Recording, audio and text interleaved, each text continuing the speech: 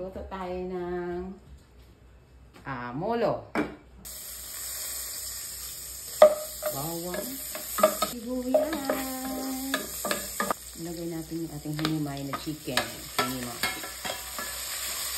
Ilagay natin ang ating pinakuluan kanina na sabaw ng chicken. Ayan, sabaw. Yan. Ayan, kumulo na. Okay, pwede na natin ilagay yung ating molo. Masarap to kung may sabaw, may buto-buto ng baka. O kaya, taba ng baka, kahit konti.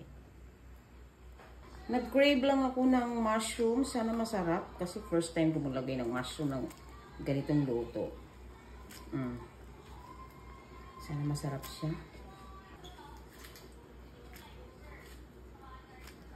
Pero may iba naman.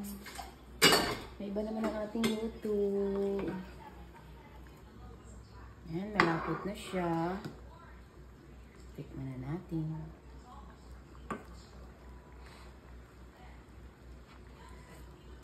Yun, sarap na. Pwede na, kain tayo. Gutom na kami. Kain na.